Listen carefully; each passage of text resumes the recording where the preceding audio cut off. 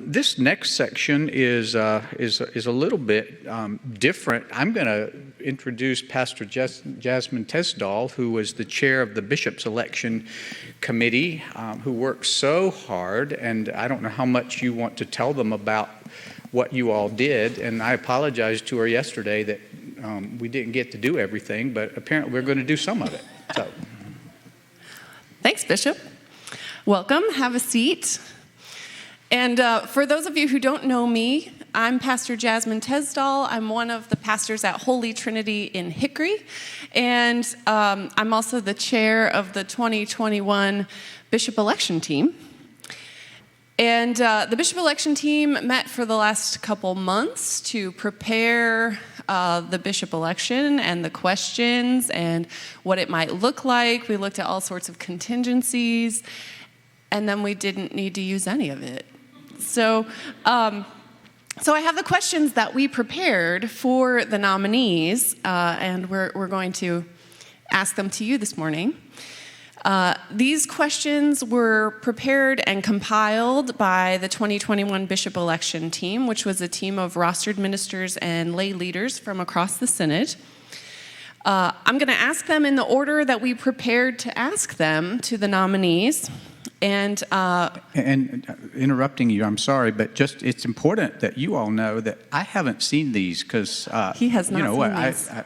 Being somebody who had already said, "Hey, yeah, I could potentially be available," that was all something that wouldn't have been appropriate if I had known. So this will be interesting. And a word of caution: we were going to give the nominees some time to prep. After they'd been nominated, they were going to have overnight to think about them. So this will be really good. I will say we have about 30 minutes for this. And as a pastor, I know that pastors can be a little wordy sometimes. So there are 9 questions. So just do the math. Are you ready, Bishop? Yes. I've been joking that this is kind of like North Carolina Synod's version of Between Two Ferns with Zach Galifianakis, but this is Between Two Ambos. I don't know. I like it. All right, Bishop Smith. What does your commitment to antiracism look like in your daily life? And how will you continue to lead predominantly white churches to the daily practice of antiracism so that Black, Indigenous, and other people of color don't continue to be harmed in these spaces? Sure. Thank you. I hope that I've spoken a bit to that already in a context that if we had had nominees that maybe other people would not have had. But a lot of that has to do with the North Carolina Synod. As I hear the question, what you're asking is also personal in my daily life. What does that commitment look like? It's a real journey, and a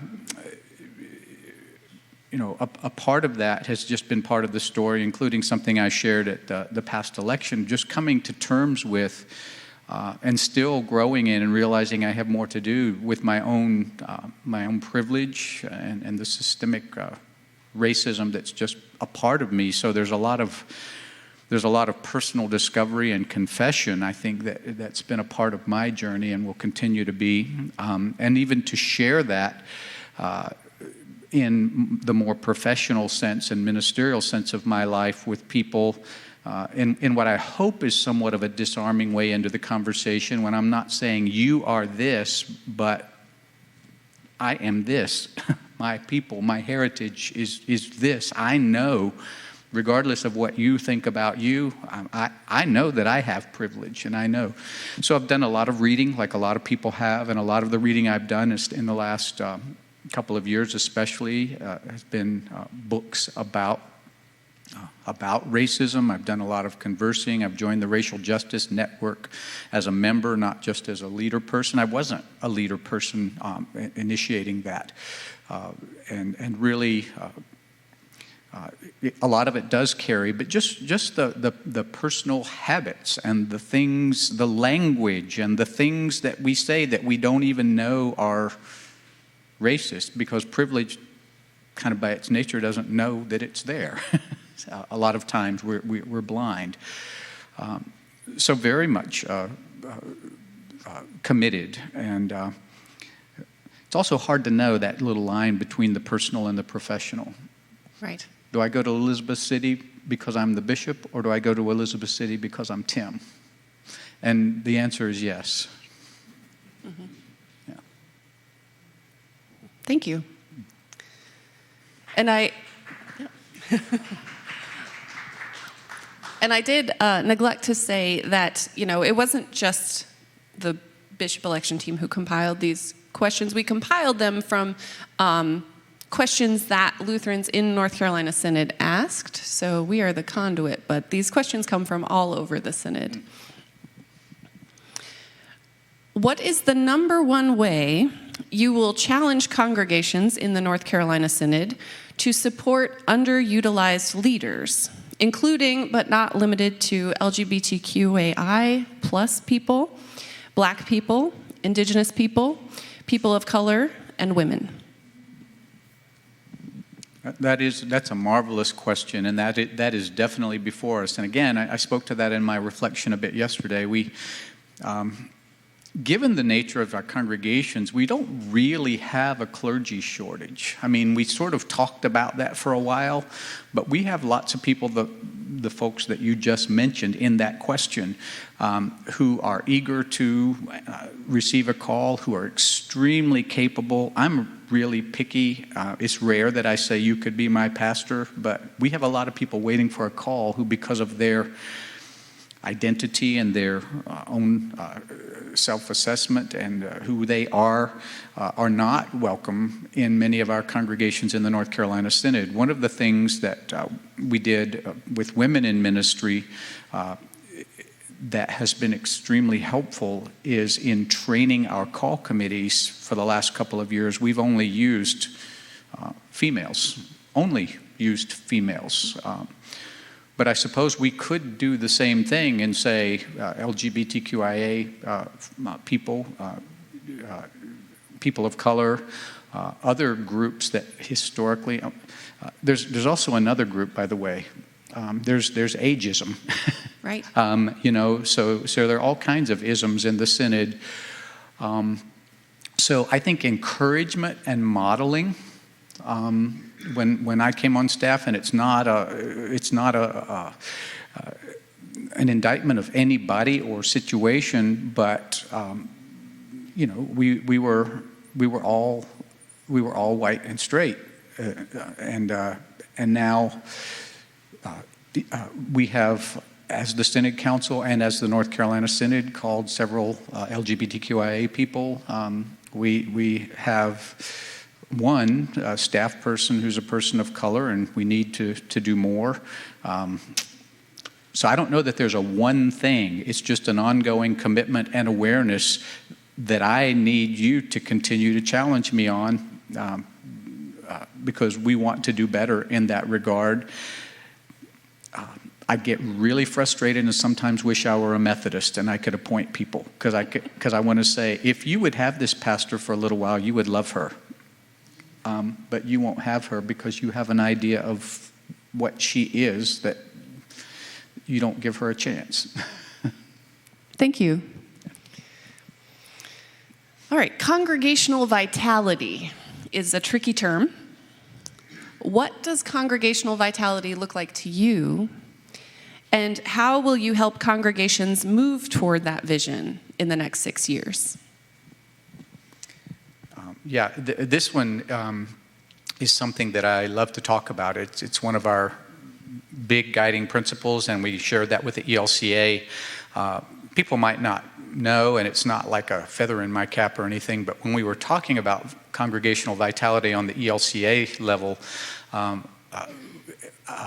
then DEM, Patricia Davenport, and I co-chaired the ELCA's task force on congregational vitality.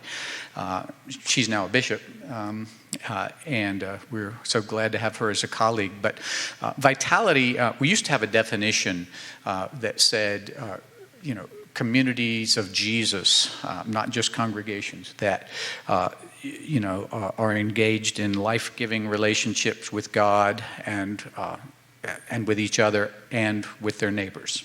And so it has nothing to do with the size of a congregation, really.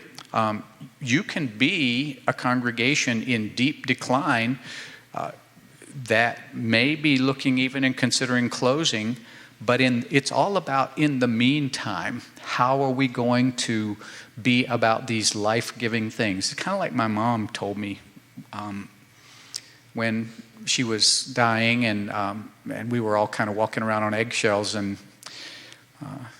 finally my mom pulled me aside and said, "Tim, I'm not dead yet, and my job between here and there isn't to die, because that's going to take care of itself. My job's to live. Vitality means live. We're living the gospel." I was just telling Paul Phillips, our treasurer, today, because we talked about the future. We don't know what the future has, but today we're going to go after it for the sake of the gospel, for the sake of the world. And I think that's what congregations are about. And so a lot of that is encouragement and accompaniment from a synodical perspective. Great. Thank you. So those were the first tier questions. So we'll move into the second tier questions. I hate it when they have questions that are called tiers. Part of the role of the bishop is to build relationships and work in partnership with diverse groups within and outside the ELCA. How do you build relationships? How do you lead and partner with people who are different from you? How do I, Tim, engage in relationships with people who are different from me? I can take my cue from a lot of really wonderful people on our staff. And Pastor Cece, how is it you say that? You start with coffee, and then no, really, it's just about the small steps where, and it's about intentionality to say, let's talk about this. I mean, we've got Hood Seminary right next door to us, and Dr. Lattimore wrote us a letter, who's the president of Hood Seminary from the AME Zion tradition. And a lot of it has, again, to do with showing up, with listening, not just saying, "Hey, I have an agenda, that this is what we can be together," but particularly since I'm classic, sort of sadly Lutheran, old straight white male, I have a lot of listening to do and a lot of showing up to do. And but if we are all able to do that, then I think that's where we start. Conference of Bishops is certainly becoming like, whoa, how much different does that look since 6 years ago when I started? Sure. Unbelievably different. So something's happening in our church on the church-wide level, and maybe a little bit on synodical levels, and not as much in our congregational levels. But I think if we can model that and encourage that and preach that, then that's the best way. Great. All right, what Bible story has had the most influence on your daily life lately, and why? Okay, so that's a time-specific question, right? Because it could be your life over time. Okay, right. Oh, well, I'm just gonna say,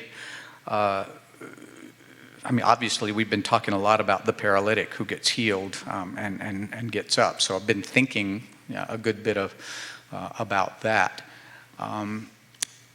But I've been doing a lot of thinking about some of the brokenness that we have, and that a lot of that comes to the attention of our office, and I probably hold that and wear that a little more than I need to. So I keep coming back to Romans 8:28 and that whole 8th chapter about the Spirit interceding with sighs too deep for words. I am so energized by so many wonderful things in the North Carolina Synod. And really, when I truly think about it, it's better than 60-40. It's It's a lot of good.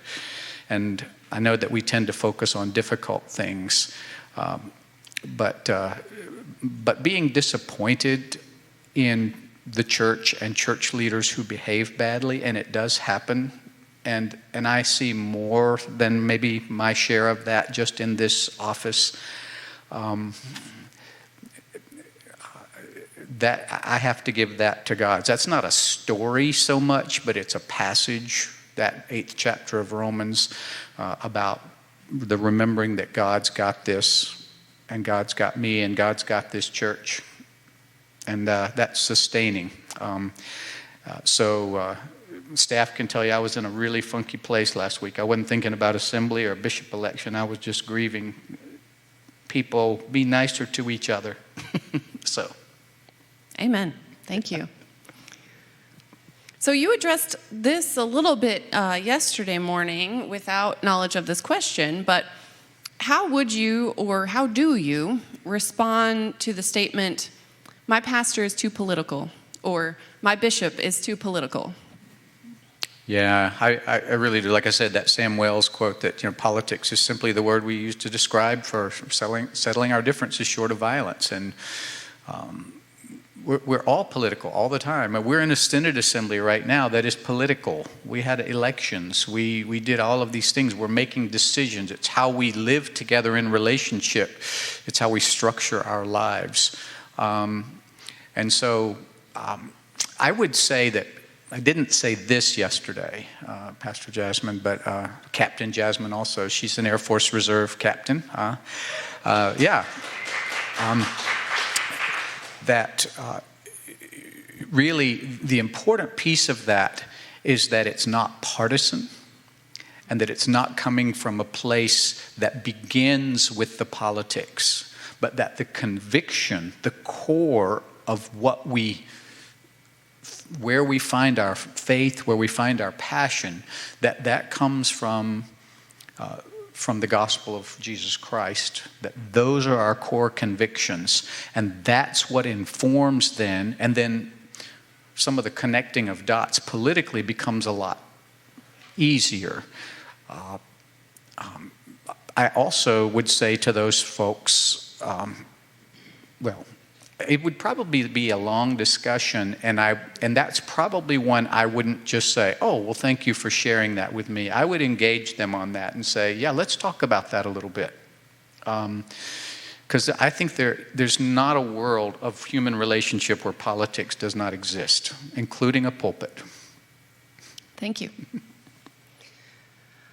So given the breadth of congregational settings in North Carolina Synod, rural, urban, everything in between, how have you worked with such variety and diversity in the last 6 years? And what do you see as the chief challenge to that work in the next 6 years?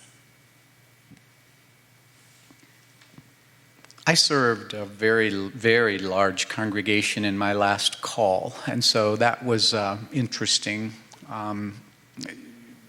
and really wonderful. It was a wonderful, wonderful congregation in many ways. But I have a real kind of love and affinity for very small congregations. My grandfather was a Lutheran pastor, and he always served relatively small congregations until his last call. We're working with our small congregations very intentionally. You heard us talk about the synodically authorized ministers kind of a thing. There's a misperception in our polity that the bishop's going to come in here and close us if we're little. I can't do that. They have to take a vote to do that. They have to decide. I can encourage, I can help, I can do whatever. But that's why we have a congregation in Kinston that has 5 to 7 people in worship and a synodically authorized minister. It's our responsibility as a synod to provide them. So the lay preachers, the synodically authorized ministers, the yoking conversations Pastor Cece has talked and written about that we're engaged in very intentionally means that that we have to be there, and we have to show up. Again, showing up is a huge deal. I'm really not all that smart and all that capable. I think for me, but I think one thing that I could not be justly accused of would be being lazy. Maybe crazy, not lazy. And maybe misguided, but not lazy, because we work hard and we get after it, and we try to show up with all of our kinds of congregations, big, small, in the middle, left, right, and we show up with the same toolkit of word and sacrament and passion and justice and 4 core values and 4 guiding principles, and that's what that's where we come from. Great. Thank you. What do you think is the biggest challenge in moving the body of Christ forward together in such a politically charged climate in the U.S.? And how will you move forward to overcome challenge and lead us toward unity in the next 6 years? Right. The really big question, because it's a huge deal right now. I think that one of the things that I learned a long, long time ago in working with campus ministry at Appalachian State University in Boone and Grace Lutheran Church up there was every time we tried to get slick with something and have a really wonderful program that was going to somehow entice people to do this or that, students to come over to our place, for the most part didn't work. Because people who wanted to be involved and were going to be involved, what they really needed from us, which we had uniquely to give them that they couldn't find elsewhere at a fraternity house or a dorm or a group of friends or anything else, was spiritual depth and development and nurturing of faith. And so I think that we tend sometimes, and I know, and I'm all behind our holy innovations and doing all these wonderful creative things, but for me, it is really maybe simpler than that in terms of if a pastor says to me, how am I going to deal with this thing? Preach the gospel as faithfully as you can. And in doing so, be clear about what you feel convicted to say, as long as it is gospel-based. But be fair with your people and love all your people and respect all your people and model for them how we can live together amid our differences. Heck, the early church split early on. Paul and Peter couldn't get along. The whole book of Acts is about that. But they kind of needed each other, because Paul was a good fundraiser out in Macedonia, and Peter and James back in Jerusalem thought he was crazy and they weren't supposed to let different people like Gentiles in without first becoming Jews, and so on and so forth. So, I mean, the book of Acts is about the first big church fight and split, right? So we've been doing that forever. We got to keep the main thing, and not try to adapt our religious views to a set of politics, but the other way around. Mm-hmm. And our rostered ministers know how to do that, and most of our lay people know how to do that. And that's why I talked about bullies a little bit yesterday. We got to say stop it sometimes. Thank you. All right. From your vantage point as a bishop, what is your perspective as to where the North Carolina Synod is situated in terms of our triumphs and challenges in the ELCA that are unique to North Carolina Synod? In other words, what are we in the North Carolina Synod doing well, and what could we be doing better? Yeah, we can be doing probably most everything better, certainly. It's very Lutheran. But I very Lutheran response, folks. Yeah, but I do think that a lot of this is maybe pandemic tainted, but I think that we've learned some things that without the pandemic we might not yet have learned, and that is how much our rostered ministers, particularly across really strange geography where some congregations are almost 2 hours from the next closest one, especially far east and far west, that using technology more to connect with people in intentional ways, which we're going to do and we are doing. So that's something that we need to do as well. But not just rostered ministers. I mean, we've been doing some things like meeting with council presidents. Now we had a carrot to dangle in front of them on a stick when we said, we're going to tell you how to get a PPP loan. Want some money? That tends to get people's attention. But we had a lot of council presidents who would show up. We met with council treasurers to talk about here's how we do this and here's how we do this. So that's huge. The mission starts that we're doing well. There are very few, and it's not a contest or a comparison, but there are very few synods that prioritize mission starts as much as this synod has done. And knowing with the mission starts we've done in recent years, that when we start it, it's kind of forever. Because if you're doing a ministry to people experiencing homelessness, you're not going to get them to the classic place of self-sufficiency, that we're in this. And so, I mean, that sometimes becomes a difficult conversation with us in staff saying, don't start another one. Whose budget are you taking this one out of?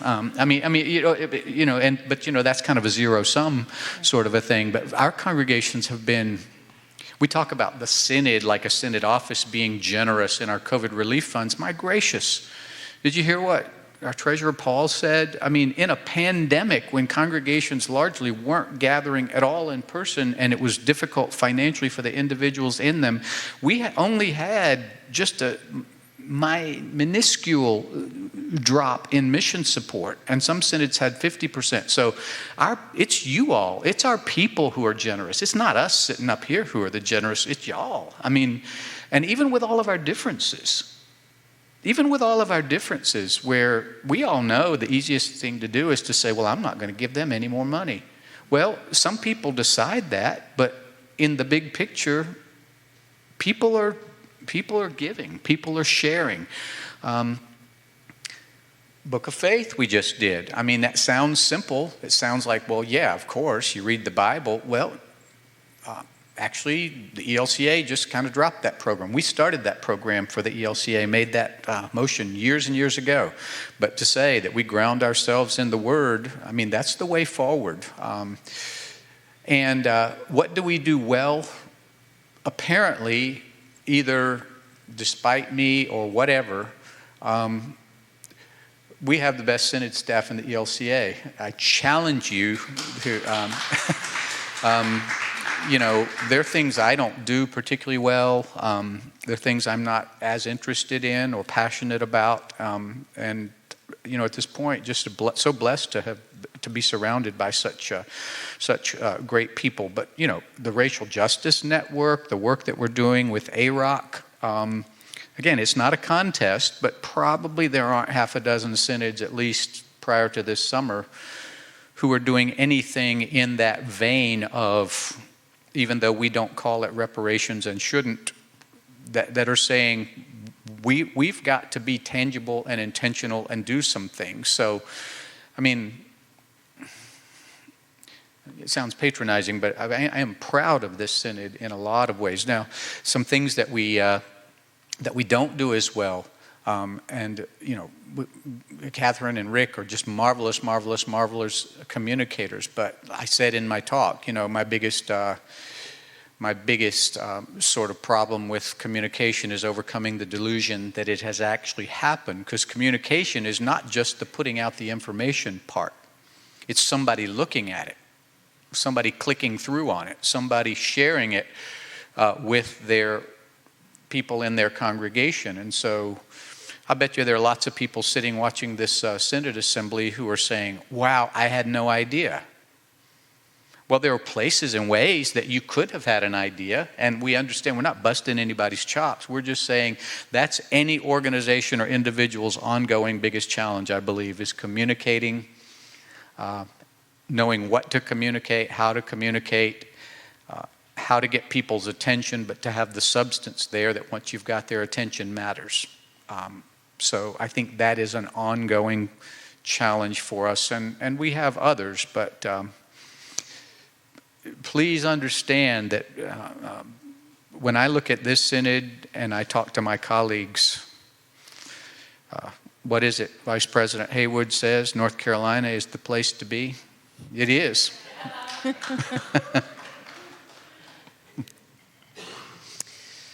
Well, these aren't on my list, but I do have.